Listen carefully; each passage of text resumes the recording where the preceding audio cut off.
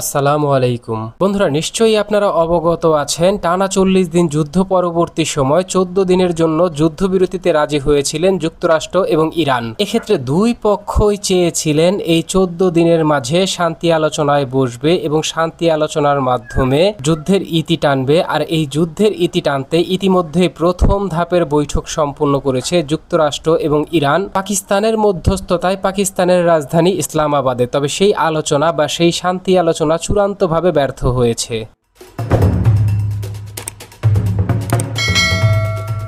এখন দেখুন, প্রথম ধাপের শান্তি আলোচনা ব্যর্থ হওয়ার পরে ইরানের পক্ষ থেকে জানানো হয় তারা নতুন করে আর যুক্তরাষ্ট্রের সাথে আলোচনায় বসবে না, কেননা যুক্তরাষ্ট্র ইরানের কাছে দাবি করেছে ইরান কোনোভাবেই পরমাণু কার্যক্রম চালাতে পারবে না এবং মিসাইল প্রোগ্রাম বন্ধ রাখবে। ঠিক তার বিপরীতে মধ্যপ্রাচ্যে ইরানি যেই মিত্র সংগঠনগুলো রয়েছে, বিশেষ করে লেবাননের হিজবুল্লাহ, ফিলিস্তিনের হামাস, এছাড়াও ইয়েমেনের সশস্ত্র সংগঠন আনসারুল্লাহ হুতি এবং ইরাকি মিলিশিয়া গ্রুপ সহ অন্যান্য যেই মিলিশিয়া গ্রুপগুলো রয়েছে তাদেরকে কোনোভাবেই কোনো ধরনের সহযোগিতা করতে পারবে না ইরান। তাদের সাথে ইরানের সম্পর্ক ছিন্ন করতে হবে এবং ইরানকে গ্যারান্টি দিতে হবে ইরান এই সকল সশস্ত্র সংগঠনগুলোকে কোনো ধরনের অস্ত্র রসদ এছাড়াও কোনো ধরনের প্রযুক্তি দিয়ে কোনোভাবেই সহযোগিতা করছে না। অত্যন্ত স্পর্শকাতর যুক্তরাষ্ট্রের এই অযাচিত দাবির বিষয়টিকে কেন্দ্র করে ইরানের পক্ষ থেকে নিশ্চিত করা হয়েছে ইরান তার জাতীয় নিরাপত্তা নিশ্চিত করতে চুল পরিমাণ ছাড় দিতে রাজি নয় যুক্তরাষ্ট্রকে। এই ক্ষেত্রে যুক্তরাষ্ট্রের সাথে যদি বড় ধরনের সংঘাতে জড়ানোর মতো পরিস্থিতি যদি তৈরি করে যুক্তরাষ্ট্র, তাহলে ইরান সর্বোচ্চ সতর্কতার সাথে এই যুদ্ধে অংশগ্রহণ করবে এবং যুক্তরাষ্ট্রকে দাঁত ভাঙা জবাব দিতে ইতিমধ্যে ইরান তার নিজস্ব যে বড় ধরনের যুদ্ধের প্রস্তুতি রয়েছে, এই যুদ্ধের প্রস্তুতি ইরান ইতিমধ্যেই শেষ করেছে।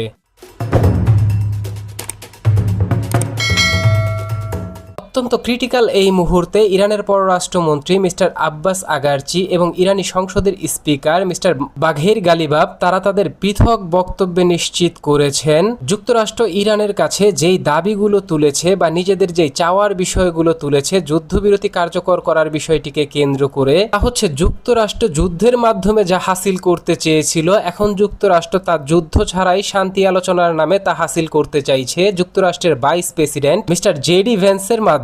তবে যুক্তরাষ্ট্রকে কোনোভাবেই কোনো ছাড় দিতে ইরান তৈরি নয়। এক্ষেত্রে ইরানি জনগণ এবং ইরানি শাসক গোষ্ঠী এবং ইরানি সশস্ত্র বাহিনী কোনোভাবেই ইরানি জাতীয় নিরাপত্তার স্বার্থে চুল পরিমাণ ছাড় দিবে না। এমতো অবস্থায় ইরান যুক্তরাষ্ট্র টানা 40 দিনের যুদ্ধ পরবর্তী সময় যে 14 দিনের যুদ্ধবিরতি চুক্তি হয়েছিল, এই 14 দিনের যুদ্ধবিরতির মেয়াদ শেষ হতে চলেছে আজ বুধবার। এখন দেখুন, আজ বুধবার এই 14 দিনের যুদ্ধবিরতির মেয়াদ শেষ হয়ে যাওয়া এবং নতুন কোনো যুদ্ধবিরতি চুক্তিতে যুক্তরাষ্ট্র এবং ইরানের পৌঁছাতে না পারার বিষয়টিকে কেন্দ্র করে গতকাল যুক্তরাষ্ট্রের প্রেসিডেন্ট মিস্টার ডোনাল্ড ট্রাম্প এক সংবাদ সম্মেলনে মার্কিন গণমাধ্যম নিউ ইয়র্ক টাইম এবং ওয়াশিংটন পোস্টকে দেয়া এক স্টেটমেন্টে তিনি তার বক্তব্যে নিশ্চিত করেছেন, আমি বিশ্বাস করি ইরান শেষ পর্যন্ত একটি যুদ্ধবিরতি চুক্তিতে সম্মত হবে। তবে আমার কাছে আপাতত মনে হচ্ছে না ইরান কোনো ধরনের যুদ্ধবিরতি চুক্তি করতে চায় এবং মধ্যপ্রাচ্যে শান্তি ফিরিয়ে আনতে বড় ধরনের কোনো ভূমিকা পালন করতে চায়। তবে আমরা ইরানকে যুক্তরাষ্ট্রের পক্ষ থেকে সতর্ক করে দিয়ে বলছি,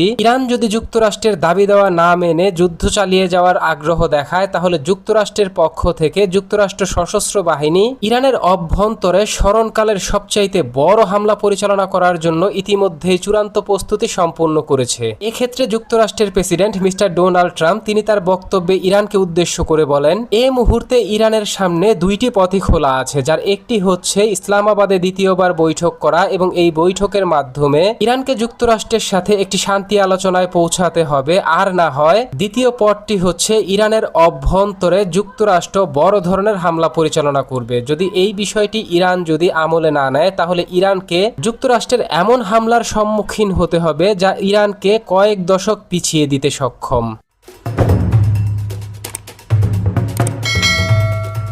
বন্ধুরা, পরিস্থিতি যখন চূড়ান্তভাবে উত্তপ্ত হয়ে উঠেছে, তখন ইরানের পক্ষ থেকে নিশ্চিত করা হয়েছে যদি যুক্তরাষ্ট্র ইরানে সামরিক হামলা পরিচালনা করে, তাহলে ইরানের পক্ষ থেকে এবার নতুন ধরনের অস্ত্র দেখানো হবে যুক্তরাষ্ট্রকে এবং দেখানো হবে তার ধ্বংসাত্মক ক্ষমতা কি। ইরানের পক্ষ থেকে এটাও নিশ্চিত করা হয়েছে যদি যুক্তরাষ্ট্র ইরানের সাথে আবার সংঘাতে জড়াতে চায়, তাহলে যুক্তরাষ্ট্রের জেনে রাখা উচিত মধ্যপ্রাচ্যে যুক্তরাষ্ট্রের যে মিত্র দেশগুলো রয়েছে বা যুক্তরাষ্ট্রের সহযোগী যেই দেশগুলো রয়েছে যাদের ঘাঁটি ব্যবহার করে, যাদের আকাশ সীমা ব্যবহার করে যুক্তরাষ্ট্র আবার হামলা পরিচালনা করার দুঃসাহস দেখাবে ইরানে, ওই দেশগুলোকেও সরাসরি টার্গেট হিসেবে চিহ্নিত করা হবে এবং বিবেচনার মাধ্যমে ওই দেশগুলোকেও ছোট থেকে বড় হামলার সম্মুখীন হতে হবে। ইরানের পক্ষ থেকে যুক্তরাষ্ট্রকে এমন সময় হুমকি দেয়া হলো যখন আন্তর্জাতিক বহু গণমাধ্যম নিশ্চিত করেছে গোপনে দ্বিতীয় এবং তৃতীয় দেশের মাধ্যমে রাশিয়া এবং চীন থেকে বিপুল পরিমাণ অস্ত্রের ডেলিভারি পেয়েছে ইরান, এবং ইরানের নিজস্বভাবে উৎপাদিত অন্ততপক্ষে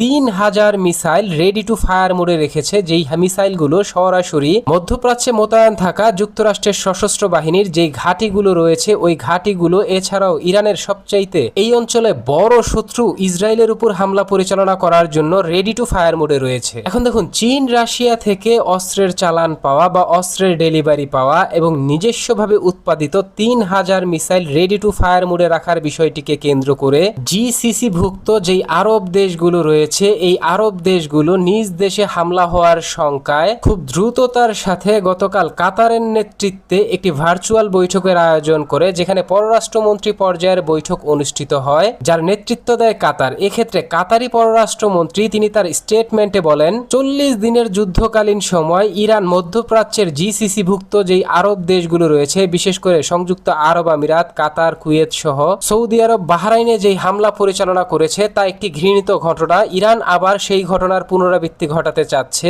যা আন্তর্জাতিক আইনের সুস্পষ্ট লঙ্ঘন। তবে এবার কাতারের পক্ষ থেকে বলা হয়েছে ইরানের উচিত যুদ্ধবিরতি চুক্তিতে মনোযোগ দেয়া এবং শান্তির পথে ফিরে আসা, আর না হলে আন্তর্জাতিক সম্প্রদায় এবং জাতিসংঘের মাধ্যমে এই যুদ্ধের একটি সমাধানের পথ বের করা। যে বিষয়টিকে কেন্দ্র করে ইতিমধ্যেই সংযুক্ত আরব আমিরাতের শাসক মোহাম্মদ আবু জায়েদ ইরানের অত্যন্ত ঘনিষ্ঠ মিত্র বা প্রধান মিত্র চীন সফরে গিয়েছিলেন। সেখানে তিনি চীনা কর্তৃপক্ষকে অনুরোধ করেছিলেন ইরানকে নতুন একটি যুদ্ধবিরতিতে সম্মত হওয়ার জন্য, যা এই অঞ্চলে শান্তি ফিরিয়ে আনতে বড় ধরনের কার্যকরী ভূমিকা পালন করবে। এমত অবস্থায় আনভেরিফাইড বহু গণমাধ্যম সূত্র নিশ্চিত করেছে সংযুক্ত আরব আমিরাত চেয়েছে মধ্যপ্রাচ্যের দেশগুলোর অভ্যন্তরে চীনা স্বার্থ এবং চীনের যে অপার সম্ভাবনা রয়েছে এই অপার সম্ভাবনার বিষয়টিকে চীনের সামনে তুলে ধরতে এবং চীনের মাধ্যমে নতুন যুদ্ধবিরতি চুক্তি করতে যুক্তরাষ্ট্রের সাথে ইরানের উপর চাপ প্রয়োগ করার সর্বাত্মক চেষ্টা করেছিল। তবে ইরানও কিন্তু ছেড়ে দেওয়ার পাত্র না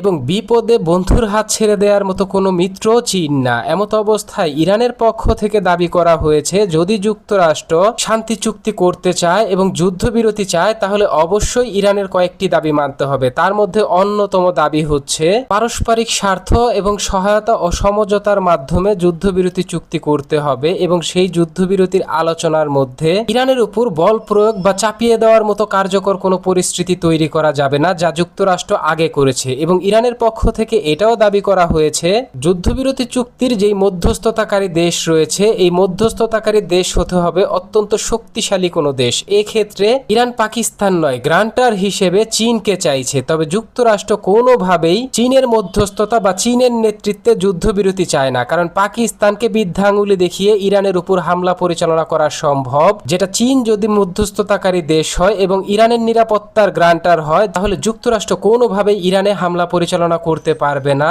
এবং চীনের মধ্যস্থতার যেই বেড়াজাল আছে এই বেড়াজাল থেকে বেরিয়ে এসে এককভাবে ইরানের উপর আধিপত্য দেখাতে পারবে না। তাই এখনো অবধি মার্কিন প্রেসিডেন্ট মিস্টার ডোনাল্ড ট্রাম্প বারবার বলছেন পাকিস্তানের নেতৃত্বে দ্বিতীয় বৈঠকটি হবে ইসলামাবাদে অথবা সুইজারল্যান্ডের জেনেভায়। তবে দ্বিতীয় ধাপের যেই শান্তি আলোচনা রয়েছে বা যেই শান্তি চুক্তির পথ রয়েছে এই শান্তি চুক্তির যেই পথে ইরান হাঁটার কোনো ধরনের আগ্রহ দেখাচ্ছে না। এক্ষেত্রে এখন দেখার বিষয় মার্কিন হুমকি উপেক্ষা করে কি যুক্তরাষ্ট্রের সাথে বড় ধরনের সংঘাতে ইরান আবার নতুন করে জড়ায় কিনা সেটা সময়ই বলে দিবে।